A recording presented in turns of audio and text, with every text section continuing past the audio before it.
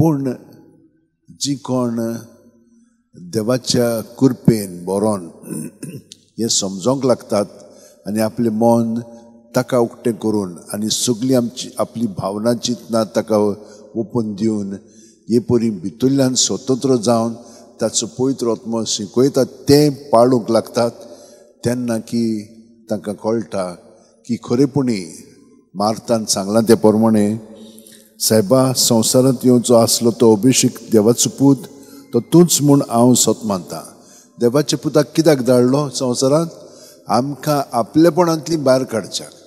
आपलेपण आमकां पातकान दवरता आनी ताणें आमचे पासत हे बरी मोग करून दाखयल्लो आसा आनी आमी सगळीं जाणां ते भाशेन मोग कोत्ता.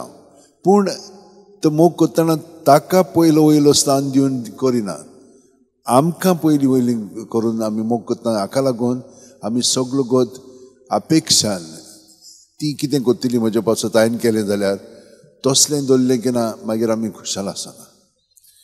सांतिना सान आपलें जिवीत हेच भाशेन पयलें तो आपलेपणांत जियेतालो पूण आमी ह्या दिसांनी न्याळ केल्लो आसा त्याच्या जिविताचेर आनी वयल्या वयर न्हय पूण खोलायेन ताचे भितर कितें जातालें कितें घडटालें तें आमी प्रत्येक दिसा पळयल्लें आसा सुरवातेक सावन आतां पर्यंत. आतां कितें जाता न्हय आयच्या दिसा आमी हो नियाळ करता. तो आतां अभ्यास करून सगळी पदवी घेवन तो बरो नासलेलो म्हणून ताका दोतोरान आनी सगळ्यांनी सांगलें तूं तुज्या गांवांत वच, तुज्या देशांत वच म्हणजे तुज्या राष्ट्रांत वच. तो पारिसाक आसलेलो, फ्रांसाक आसलेलो. तो परतून आतां घरा येता. घरचो वातावरण घरचें वारें मातशें घेवन मागीर तो बरो जातलो म्हणून ह्या हेतून ताका ते धाडटात. तो पांय वाटेन वेतालो. आतां वेताना कोण ताका मेळोंक आयले, कोण काय म्हणून तो पळोवंक गेल्यार ताच्या भावान तांकां धाडलेले.